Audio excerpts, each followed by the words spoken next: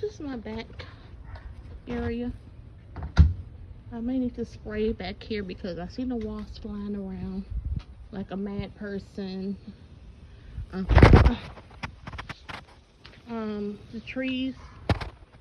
I have one big tree in the backyard. I have some things back here. I want to make a porch.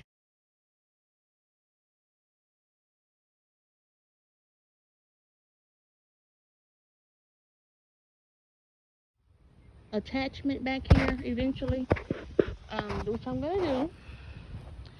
Okay, I can see my neighbors in their backyard. I want to get a privacy fence, and I do want to plant some fruit trees. So I do need my yard cut. This is another area of the house. The lights are already on at night. I bombed the garage, so as you can see, there's a lot of old things in here that I really do need to touch up on. I'm almost afraid to even walk in here. I may do it in the morning. So yeah, this is the stuff that I gotta go through as a new homeowner with my nerves. So I have my garage there. I actually have two, I think I hear a sheep or something outside. Anyway, so I have the movies that my husband left me, but I'm gonna pull those out and other personal items. I plan on leaving my personals in there. Hello. How are y'all doing? It's been a minute. Boss babes, how are y'all doing? Welcome back to the channel. I wanted to say hello. I'm back. I hope y'all enjoy the mini tour that I presented. Okay, so I'm gonna be toggling in between channels. I'll be on this channel and the Boss Chronicles for the summer. I may continue it, so I'm gonna try to upload 2 channels. And my hair is looking real rough. Don't worry about it. It's just a lot of new growth. I'm letting my hair grow out a little bit before I'm gonna do some Afro puffs. So that's what I'm gonna do this summer, okay? It's too hot. I want it off of my neck.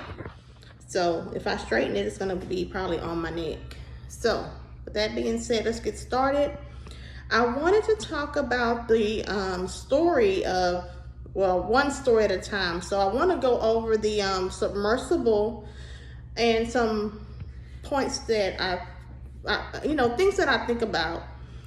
We have a few billionaires or whatever going on an excursion, making the most out of their money. So the best way they thought fit to do that was to go back down and see the Titanic wreckage, which is, to me, is a burial ground. It's sacred. It's a piece of the water that has terrible history, and it should have been kind of respected. I don't mind going deep sea expeditions because we do learn a lot from that. But the attitude of the CEO, which was named Stockton, whatever, I forgot his name.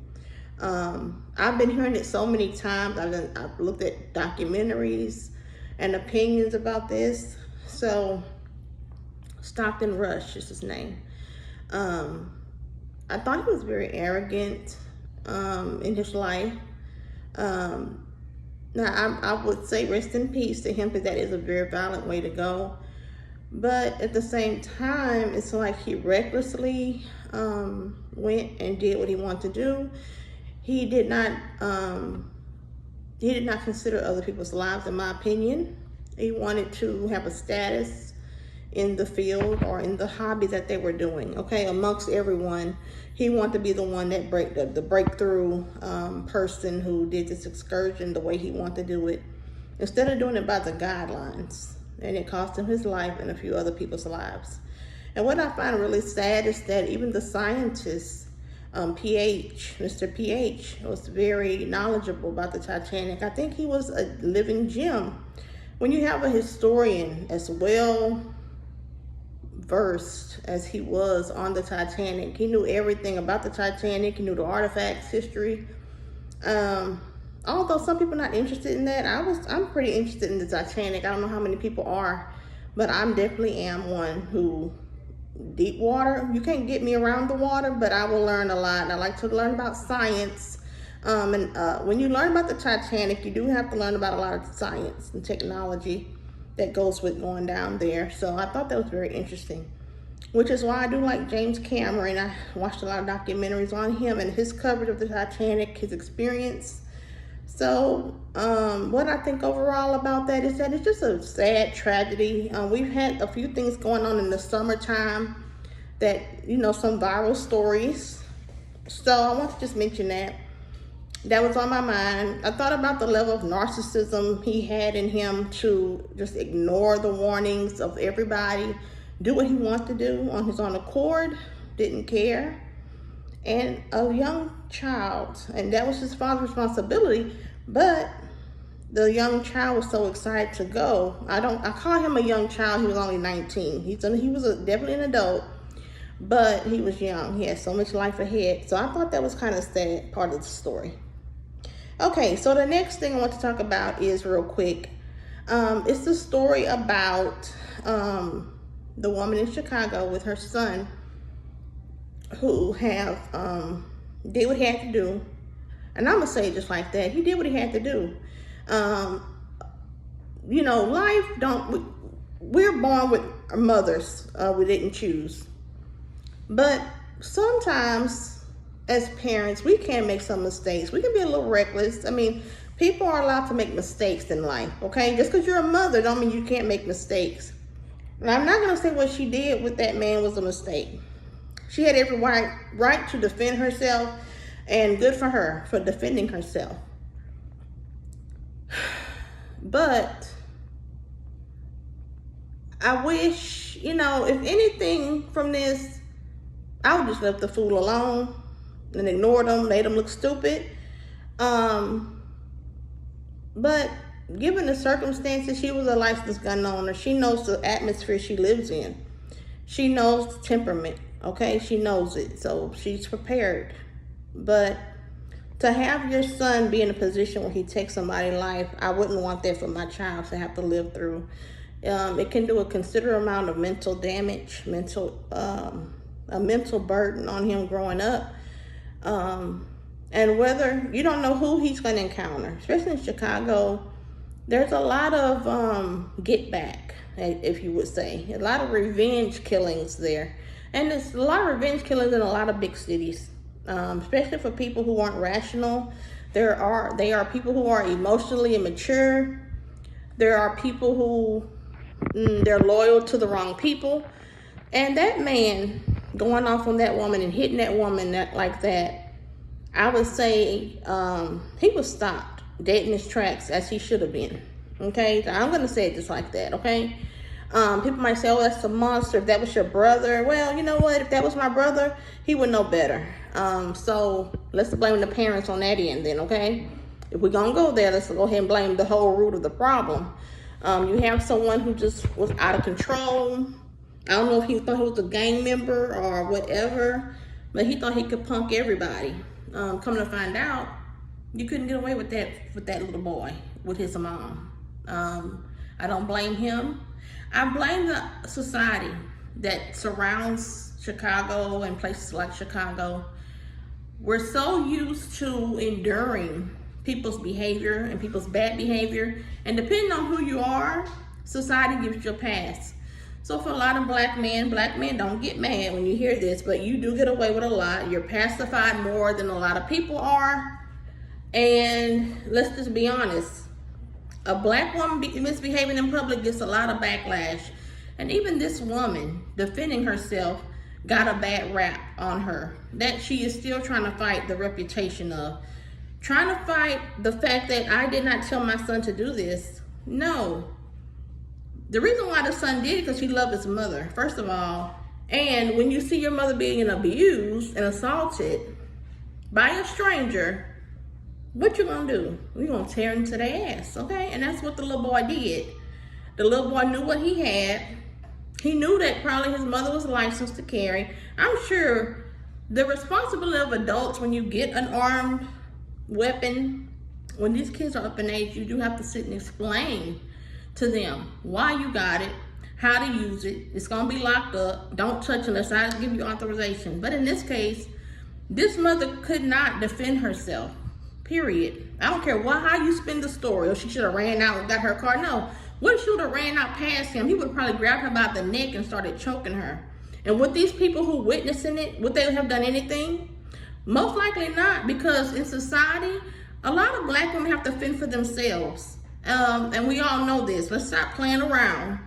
We sit here and let's be honest. You don't see a lot. I don't really recall seeing in the past year or two, maybe even 4 or 5 years, a video where a black woman is being assaulted and people are running to that woman's aid. I don't have a video out there. But if you can put it in my comment section, let me know there is a video, I'll go see. But I tell you, that's not the majority rule, okay, in this society, okay? So let's not be surprised that black women are strong, they're outspoken. And by the way, other women of other races are bold and outspoken. I think if the man would have cussed the white woman out, the white woman probably would have said something. Likely would have. It depends on the atmosphere. It depends on how the person is raised. It's not necessarily that a white woman would be more docile and do the smart thing. No, that's not it, because a white woman probably had a gun just as much as she would have one. The problem is society's burden that they put on black women to behave in spite of everything we have to endure. That's something I can't stomach. I don't like it. And it's the reason why so many of people of color change their features. They want to look more like white women when they're not, because they want to get those kind of privileges. They want to be looked upon as more delicate, have those delicate features, instead of just embracing who you are. The nose that you have, the lips that you have, the kind of skin that you have, whether it's oily or whatever, the kind of hair that you grow out your scalp, how short it is. We always say bald head, and people get mad, bald headed be. Okay, if I'm bald headed, I'm cute. I'm cute and bald headed. It's all about the perception of the person who's wearing it and how they wear it. So with that being said, I just have to have my opinion on this issue. Do I feel sorry for the deceased? In the first story, I do feel bad, but not for the stop and rush. I think he was a narcissist, and may he still rest in peace. However, the burden is always going to be, and his legacy, in my opinion, will be the recklessness that he exhibited on his last voyage, okay? Being a successful CEO don't mean you know it all. You still got to stop and listen to the critics, okay? That's what makes a good businessman. Number 2, let's talk about the second story. Once and for all,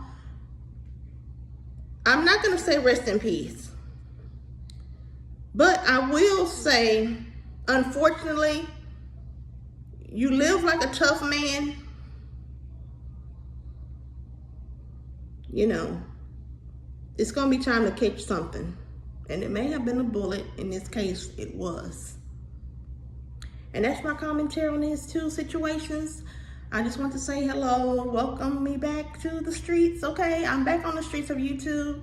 I'll be doing a lot of things. I have 2 channels. One is the Boss Chronicles. I may post some things tonight about a mini house tour or a little something about the house.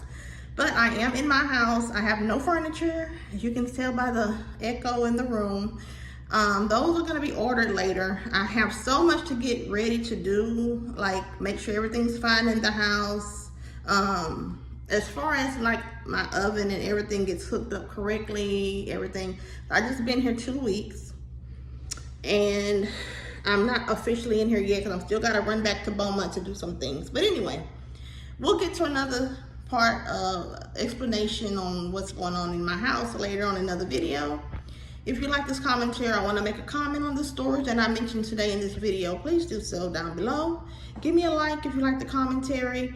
We are going to do a lot more like this, and y'all have a good night, okay?